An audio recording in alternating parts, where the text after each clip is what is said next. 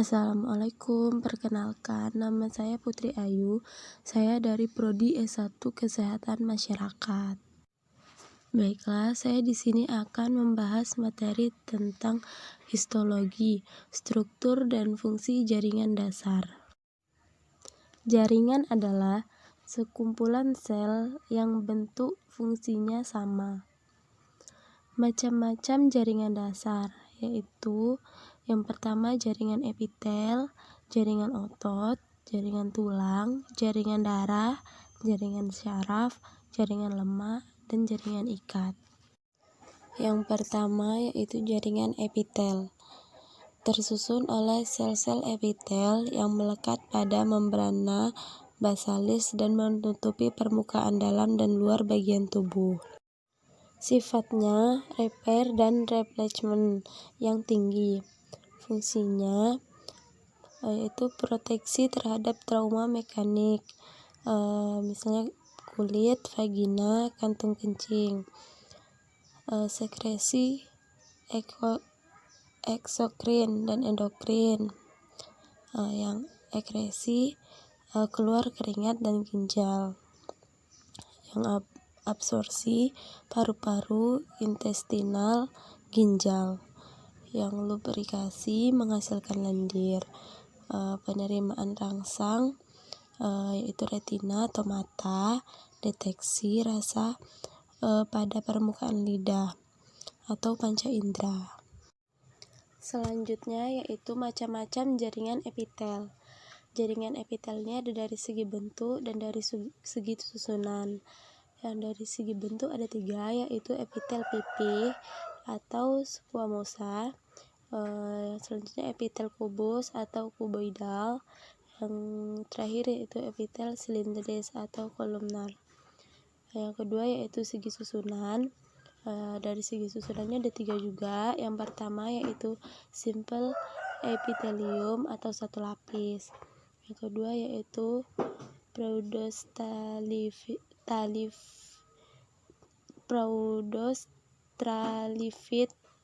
epithelium atau satu lapis, tapi terlihat beberapa lapis. Yang ketiga yaitu stratified epithelium atau tersusun oleh beberapa lapis atau berlapis-lapis. Berikut ini yaitu contoh beberapa jenis epitel. Yang pertama yaitu ada gambar kulit berlapis pipih, lalu selanjutnya itu ada gambar tubulus ginjal selapis kubus, dan intestinium selapis silindris. A. Epitel pipih. Bentuk pipih melebar.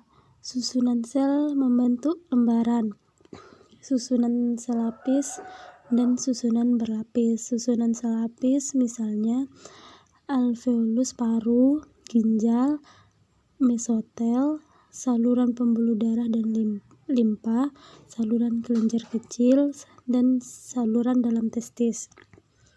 Yang berlapis itu terbagi menjadi 2. Yang pertama yaitu tidak bertanduk, misalnya mulut atau pipi dalam dan kerongkongan. Yang bertanduk atau kornifikasi misalnya epidermis kulit dan vagina. B. Epitel kubus atau kobudial. Ini yang selapis misalnya sel germinal ovarium. Selanjutnya sel retina mata atau pigmen, sel-sel kelenjar, dan tubulus ginjal. Yang berlapis misalnya sel-sel foliseluler pada folikel dan saluran keringat. C. Epitel silindris kolumnar. Yang selapis misalnya tractus digestivus, yaitu saluran cerna dari lambung sampai ke anus. Yang kedua yaitu kantong empedu. Yang ketiga yaitu saluran keluar kelenjar.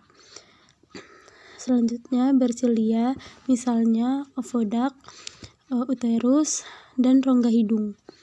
Yang berlapis misalnya uretra, saluran kelenjar besar.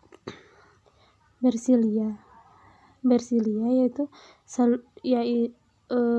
ada dua, saluran pernapasan bawah dan sistem reproduksi pria. Selanjutnya epitel peralihan atau transdiurnal epitelium. Itu terdapat pada epitel kubus berlapis. Saat meregang menjadi epitel pipi berlapis, sehingga lapisan sel berkurang.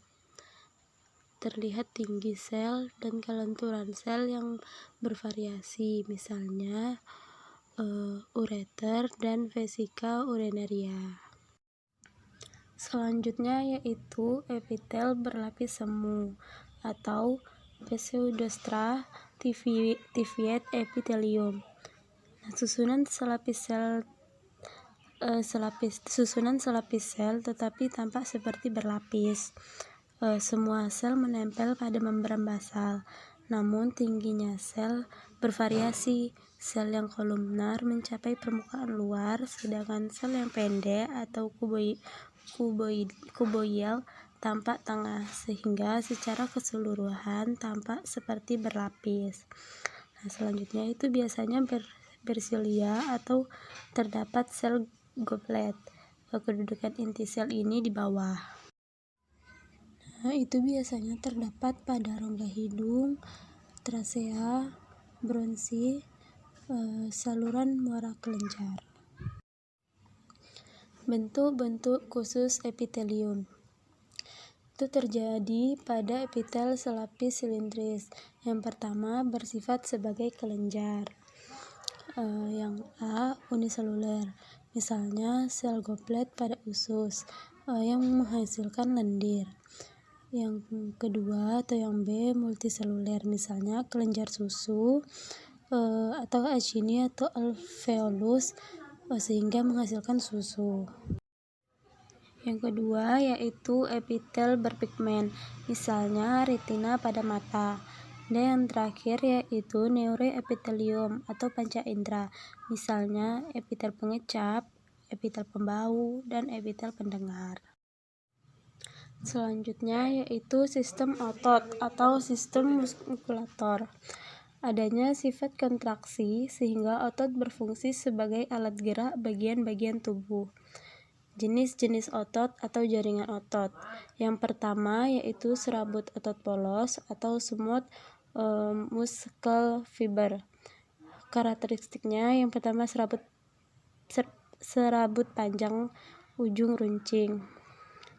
Yang kedua satu inti sel di tengah. Yang ketiga tidak memiliki diskus interaxellaris sintinium atau percabangan dan garis-garis melintang atau lurik. Selanjutnya yaitu sifat kontraksi non-voluntary, lambat sampai tak lama. Terdapat pada dinding saluran cerna, reproduksi, pernapasan, pembuluh darah, dan kelenjar. Dalam sitoplasma terdapat fibril yang tersusun atas deretan mol protein sebagai elemen kontraksi yang disebut miosin. Selanjutnya yaitu serabut otot rangka atau skeletal muscle atau striated muscular fiber. Karakteristik serabut panjang membentuk silindris, inti sel di tepi, melekat pada tulang melalui tendon atau fascia. Bagian tengah otot di antara tendon disebut belly atau gastrik otot. Tidak terdapat percabangan sel dan diskus intercalaris. Selanjutnya yaitu sifat kontraksi atau voluntary, cepat dan tidak berirama, mudah lelah. Di sini terdapat melekat pada rangka. Jaringan tulang. Jaringan tulang membentuk kerangka tubuh. Macam-macam jaringan tulang. Yang pertama jaringan tulang rawan. Ada 3 macam, yaitu Yang pertama, rawan elastis. Yang kedua, rawan hyalin yang paling banyak. Nah, yang terakhir yaitu rawan fibrosa atau serabut. Yang kedua yaitu jaringan tulang keras, ada dua macam, yaitu tulang kompakta atau padat dan tulang spongiosa atau berongga. Yang pertama yaitu jaringan tulang rawan. Satu, sebagai penyokong yang lentur. Yang kedua, tersusun oleh kondrosit dalam lakuna.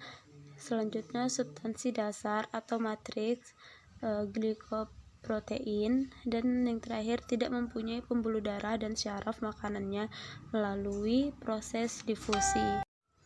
Jaringan lemak. Jaringan lemak tersusun oleh sel-sel lemak, merupakan deposit kalori. Terdapat pada daerah kulit yang menempel pada otot, daerah usus, kelenjar susu. Warna jaringan lemak itu memiliki putih kekuning-kuningan, memiliki inti sel di tepi, dan penghasil hormon estrogen. Jaringan ikat.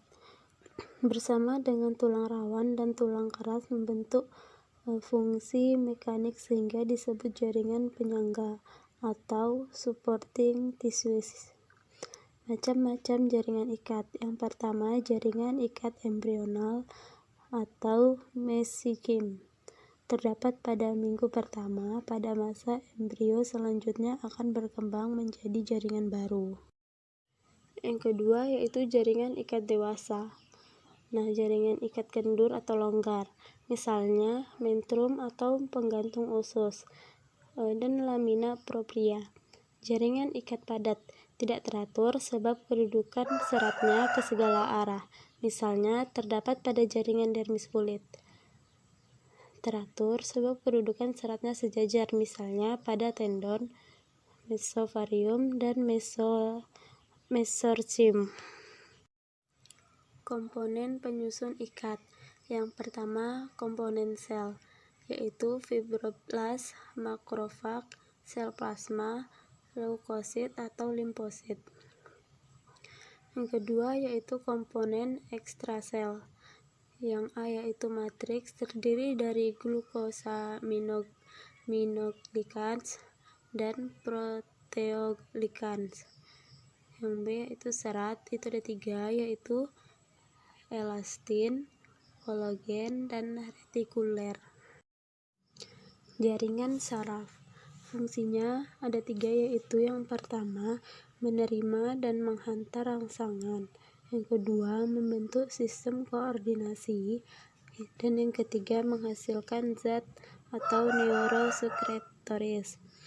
Sel saraf terdiri dari 3, yaitu sel badan, membran inti sel, sitoplasma. Yang kedua, dendrit atau menerima rangsangan. Yang ketiga, neurit atau akson, yaitu menghantar atau meneruskan rangsangan sampai banyak cabang pada ujung-ujungnya. Macam-macam sel saraf atau neuron. Yang pertama, sel saraf motorik, ada 2, yaitu dendrit pendek dan neurit panjang.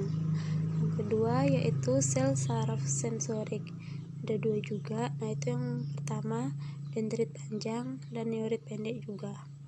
Yang ketiga yaitu sel saraf interneuron, itu ada 3. Yang pertama berkutub banyak, selanjutnya banyak dendrit dan neurit, dan yang terakhir penghubung motorik atau sensorik. Itulah tadi materi yang dapat saya sampaikan. Kurang dan lebihnya saya mohon maaf yang sebesar-besarnya. Saya akhiri, wabillahi taufiq wal hidayah. Wassalamualaikum warahmatullahi wabarakatuh.